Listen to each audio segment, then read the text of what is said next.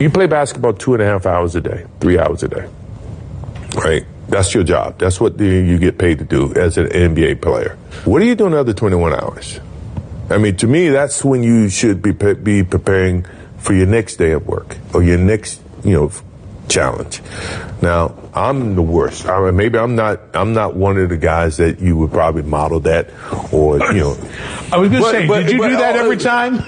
But you should think about that in retrospect of what load management really is. I always felt like one is a sense of pride for the fans that are paying. Right. Two is a sense of making sure that I stay sharp. I'm not going to lose it.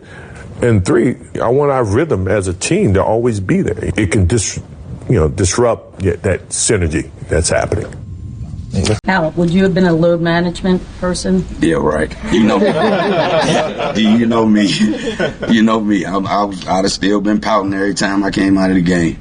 You know what I mean? And I think Coach tell me all the time that I had to put the ball in the air, a lot for us to win, and it wouldn't have been no different. You know what I mean? Because if you saying I would have been playing with the same teammates, then why would my game change? You know what I mean? But as far as load management, just sitting out of a game, I can sit out of practice. Play me in the game. You know what I mean? Like, and that's crazy. Like, what they talking about, guys, not playing in games, sitting out of games. But they were getting on me for not practicing. But they know I'm playing in every game, hurt, sick, whatever. You know what I mean? So that was just, I just thought I was just getting picked on back then.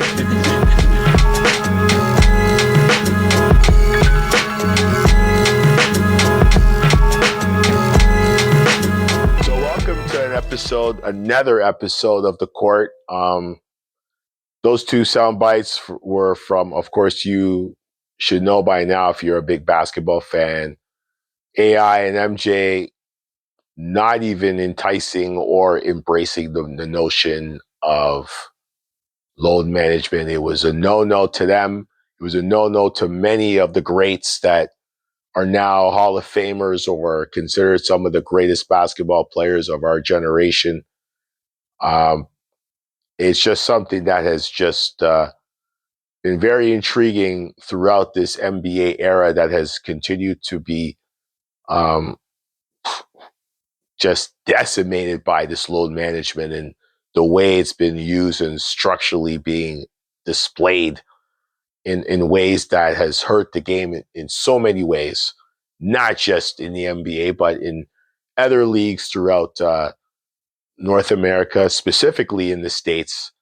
And now where I'm going to go with this load management, there's a certain player that was in Toronto this past weekend who was honored at the TAT Arena in Scarborough, who didn't even play the night before in Toronto, apparently had an ankle injury. But from what I saw in the videos through close sources, he wasn't hurt at all. It didn't look like he was hurt to me at all. I guess he just got the night off, I guess. He was given the night off and was able to appear at this event, and they honored him and all that stuff. I just felt like, overall, I'm like, why are we honoring a guy who was here for 10 months and made it very clear he had no intentions of staying in the city? I just feel like that's a disrespect to the fans and the entire city of Toronto, although he was very instrumental, along with a plethora of players and coaches on that on that Raptors staff and team that brought a championship in 2018-2019 season. They did their job. He did his job. He was a professional. And yeah, but if you're going to honor somebody, honor Phil Dixon. That's the first thing that comes to mind when you're talking about honoring a player who did a lot, gave a lot back to the city. You know what I mean? Like, why are we honoring somebody who didn't want to be here? Like, to me, it makes no sense. So I felt like when I saw, what was going on, and I saw him walk in, and I did see him walk in. I saw it when he came in because I was in the area. I was there at TAT last week, Saturday, and I was just like, okay. I mean, respect the guy for what he could do, but I'm like, why are we honoring this guy? That's just the first thing that came to mind to me. Now, if that was Phil Dixon that was coming through that door and I was able to stay and watch, I would have stayed and watched every moment of it because I grew up watching Phil Dixon. I was one of those kids that traveled halfway across the city to watch him play a game at Bathurst. So, you know what I mean? Like, to me, it was like, I was not intrigued nor cared at all to watch anything to do with Kawhi being honored. I don't hate the guy at all. I just feel like we should give more respect to our guys in this city and not, be kissing butt to guys who are clearly not living in this city, clearly didn't have no intentions of staying here. I mean, it's business decisions, personal, it doesn't matter.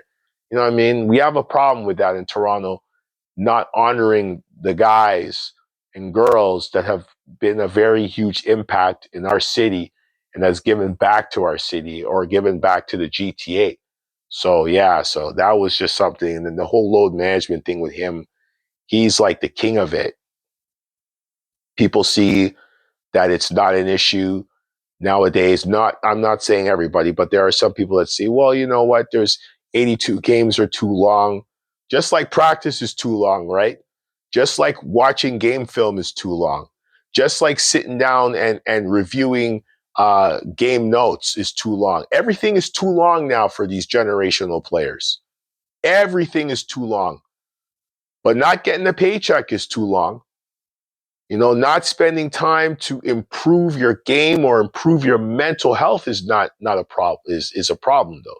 So, I mean, I just find it very interesting and preposterous that everything is too long now. The games are too long. The season is too long. All-Star Weekend now is 2 weeks, but it's still not enough time.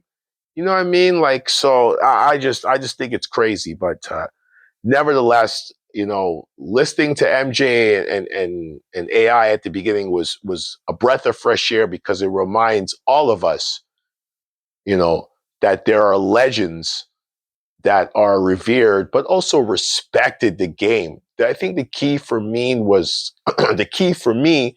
is they respected the game and knew what the game could give to them and give back to others. So there's such a huge learning process when you can actually participate in something that you actually love and not sit there for a paycheck. So shout out to MJ, shout out to AI and to all the other legends and all the local legends, whether it's in your hometown, wherever you live, or high school, doesn't matter, who actually respected the game when it matters, because it still matters, but to many it doesn't now. So, but the next clip is going to be courtesy of this individual who coaches the Golden State Warriors. And then after that soundbite, I'm going to, or whatever you want to call it, I'm going to comment on that and that entire situation that's happening right now in that organization. What did you see from Jonathan tonight, particularly in that second half? Yeah, he came in and had great energy, attacked the rim, made some shots. I thought JK was really good, and it's a great sign. With Jimmy out, obviously there's a hole in at that spot on our roster. So JK is going to factor in here again, and really pleased with the way he stayed ready and stayed prepared, and got his opportunity and played really well. So that was Steve Kerr, and that was him commenting on Jonathan Kuminga's performance, which, by the way, they lost to the Raptors.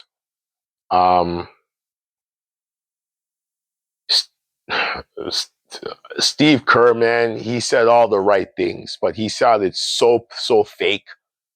Like, you could tell, like, this guy's ridiculous. This was the first time, last night, excuse me. That was the first time since December 18th this guy played. And the last time he played, he only played 10 minutes. He only played 10 minutes before he played Tuesday night. That's all he played. He played 10 minutes.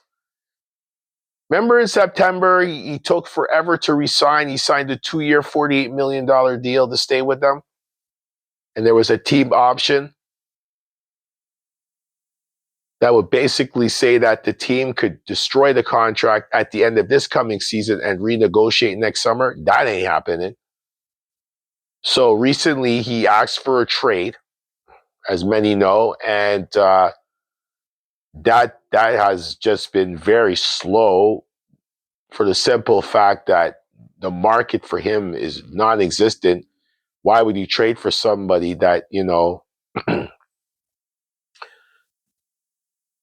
that is hardly on the court?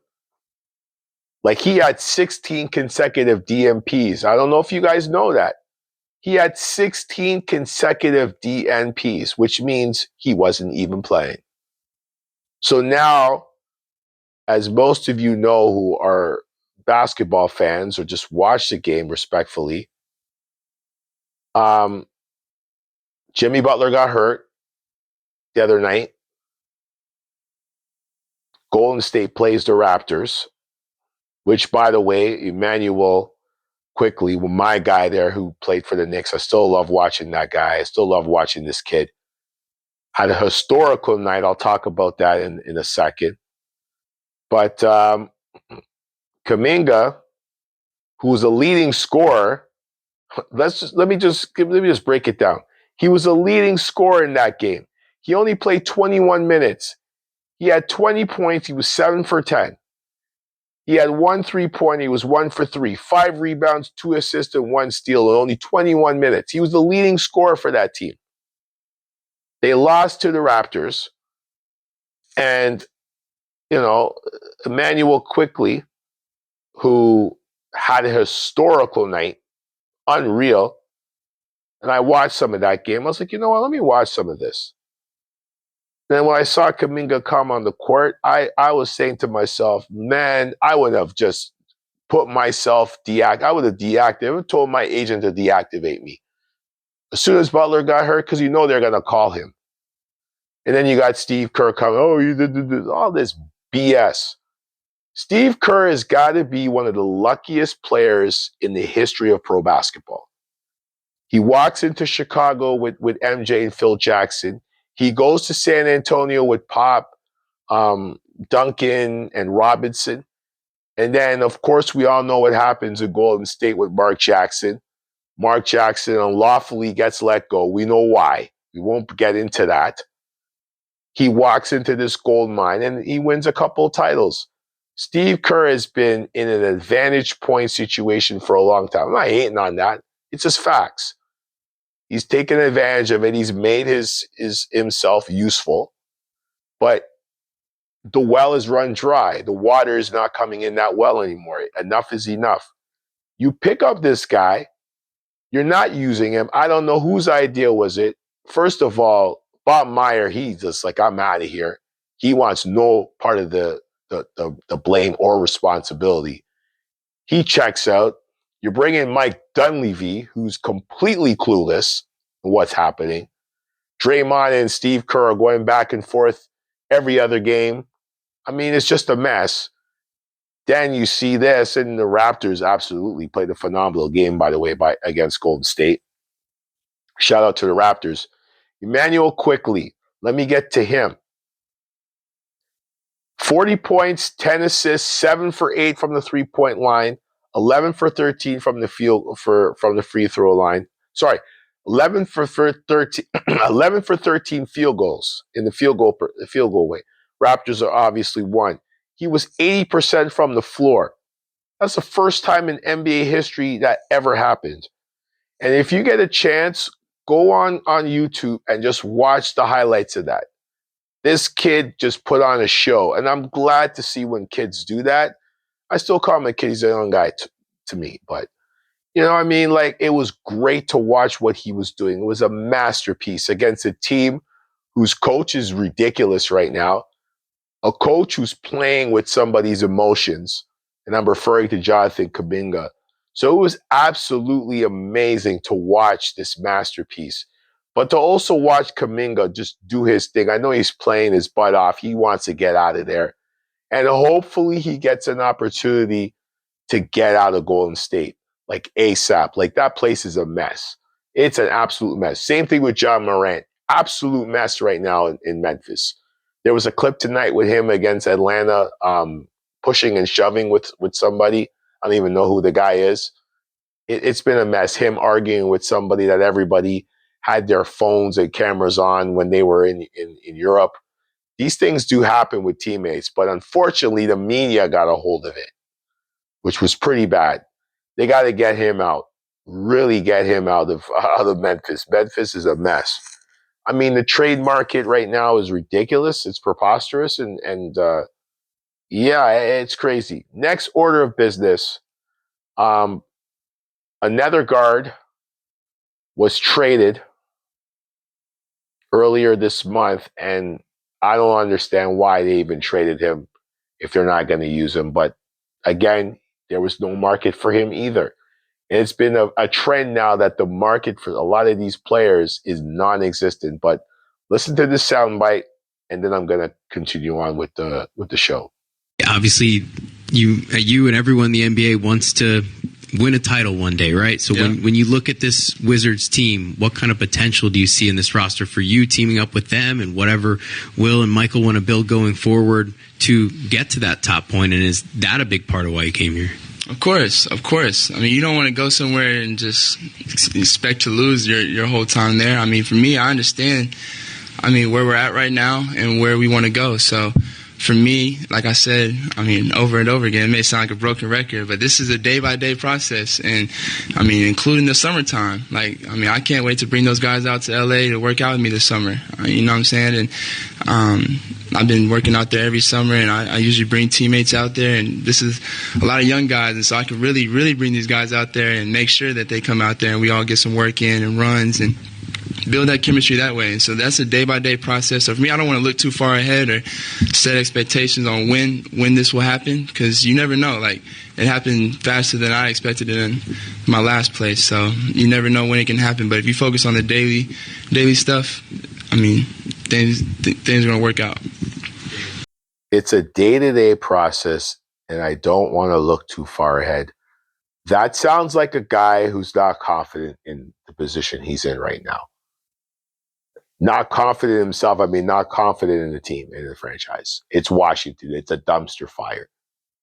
Washington seems to grab everybody that nobody wants. If you think I'm lying, go look at their roster. It's well proven. I don't have to say nothing else.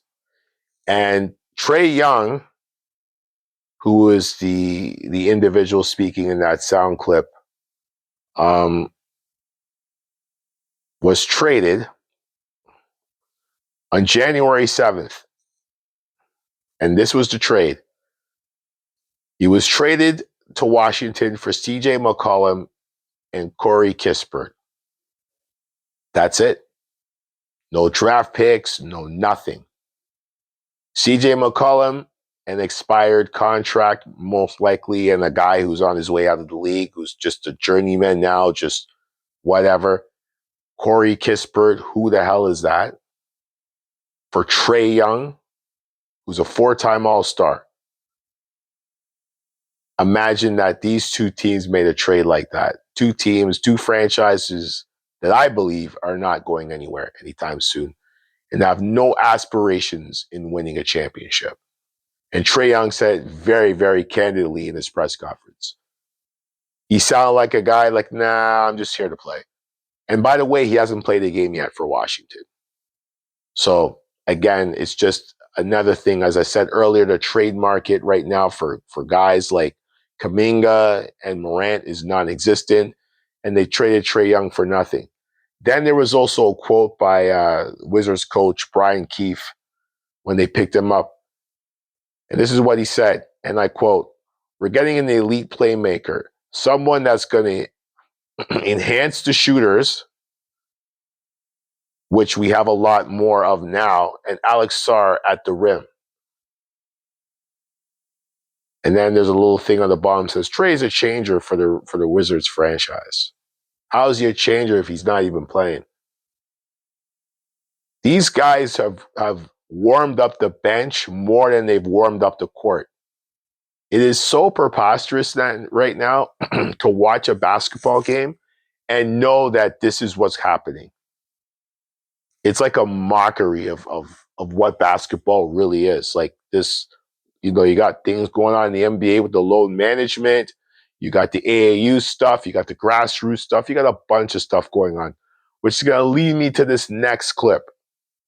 David West came out a few days back with this 7-minute video about why American players are not why American players are no longer succeeding the way that they used to at the levels that are being presented, the AAU, the grassroots, of course, college, NBA. And this clip just kind of sums everything up.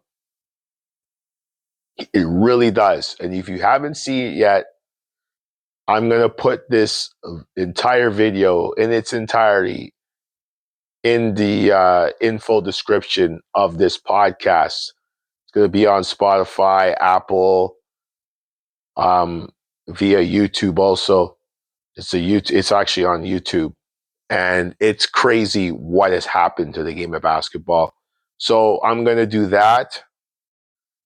And but before that, I'm going to play this soundbite from him, and now I'm going to make my comments on that. So that's coming up next.